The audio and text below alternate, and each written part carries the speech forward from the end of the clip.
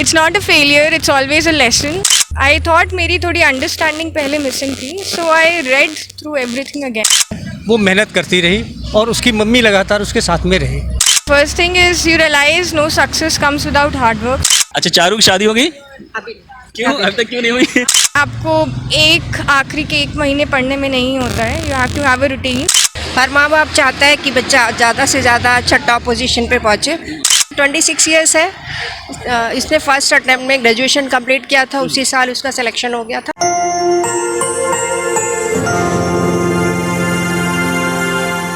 Ma'am, ये camera attempt था आपका? 5th attempt था। 5th attempt. और इससे पहले आप इंटरव्यू तक पहुंची थी? इससे पहले क्या रहा, मतलब मेंस, मतलब किस तरह की फेल्योर रही थी पिछली बार?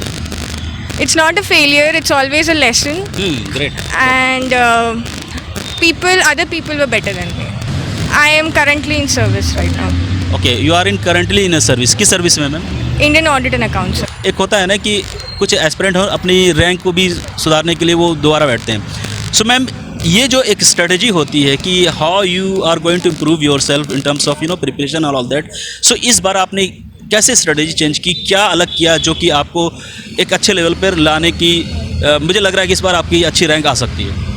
I don't know about the result, but I was focused कि I wanted to give my 100% और I again went through all the books थोड़ा और I thought मेरी थोड़ी अंडरस्टैंडिंग पहले मिसिंग थी, so I read through everything again और concepts build करे, प्रैक्टिस और की। I was more confident of myself this time, अपने ऊपर भरोसा किया एंड बहुत बढ़िया। कॉन्फिडेंस होनी बहुत ज़रूरी है। मैम, 3 चीज़ सिर्फ लास्ट में पूछ रहा हूँ, 3 ऐसी चीज़ आप बताइए जो कि अगर कोई भी एस्पिरेंट स्टूडेंट जो यूपीएससी की तैयारी कर रहा है, अगर इन 3 चीज़ों का ध्यान रखे तो वो कामयाब हो सकता है।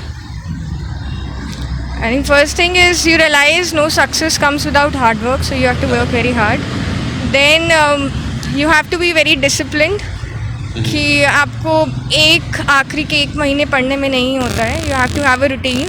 Correct. And be confident of yourself. लोग कुछ भी कहें, but you have to have faith in yourself. बहुत बढ़िया। मैम, डैफ से कुछ सवाल पूछे गए? DAF से ही सवाल होते हैं, they have the DAF in front of them. 50 to 60% question डैफ से ही होते हैं। करंट अफेयर से मैम ने बता दिया। They asked about the current problems we faced by India with respect to economic, security and political challenges. Okay ma'am, क्या वो कई बार क्या होता है प्रीलिम्स ही बच्चे क्लियर नहीं कर पाते, तो प्रीलिम्स के लिए बच्चे कैसे प्रिपरेशन करेंगे? Just see what is the syllabus. Previous year के question papers देखिए, कैसे questions पूछ रहे हैं वो, और practice lot. ओके मैम, आपने मेंस के लिए कैसे प्रिपरेशन की? Similarly, mains is about expressing yourself in a good way, and so you should be thorough with whatever concepts are there. So I think conceptual understanding is very important. So पहले उस पर focus करना है, बाद में you start writing and improve upon it. Okay ma'am, कई बार क्या होता है जर्नी के दौरान बच्चे डीमोटिवेट भी हो जाते हैं, आप मोटिवेट रहने के लिए क्या करते थे? Motivate के लिए you realize that why are you in this process first. You see your goal, purpose, and if there's a genuine intention that you really want to be in this, then I think that internal motivation comes.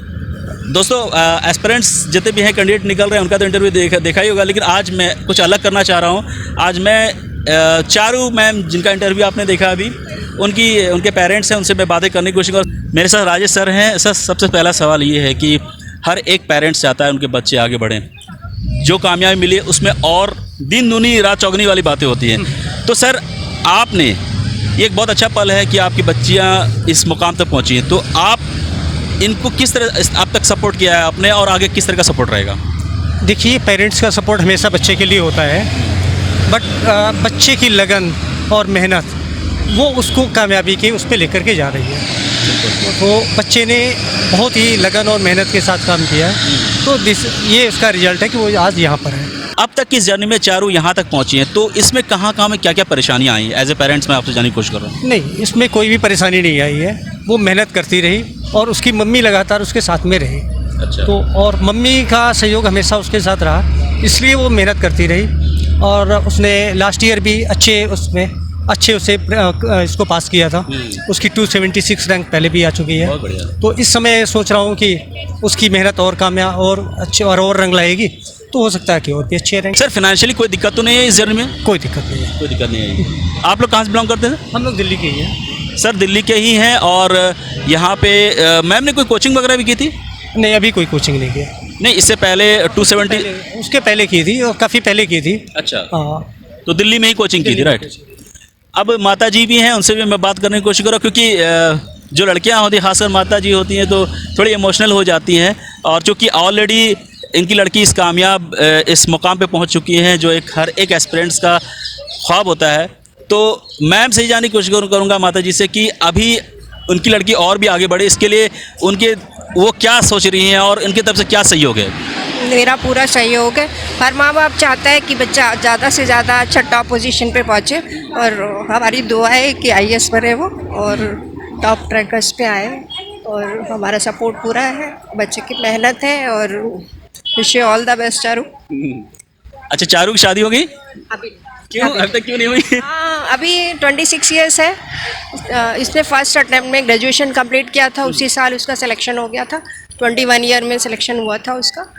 Railway मिला था उसको उस time पर। फिर दोबारा appear हुई तो IAAS मिला, जो कि 276 रैंक थी, और बेस्ट चाहते हैं कि टॉप रैंकर्स में आए और IAS में। कंसिस्टेंट प्रोग्रेस, चारू मैम की जो कामयाबी है वो ऊपर की तरफ जा रही है, ठीक है। और इसमें सारा सहयोग पेरेंट्स का है, और उनके पेरेंट्स चाहते हैं और ख़ुद चारू चाहती हैं कि एक बार एक IAS बन जाएं, उनकी रैंक और अच्छी हो जाए, तो उसके बाद देखा जाएगा। Ma'am thank you very much sir, और आप लोगों ने कीमती वक्त दिया अपना, और मैं दुआ करूंगा कि आप लोगों की मुस्कान, आपकी बेटी की मुस्कान इसी तरह बनी रहे, और भगवान को कामयाब करे। जो भी इस बार सपने देख के आए हैं, रैंक अच्छी हो, और जो सोचा है उसमें भगवान हेल्प करे।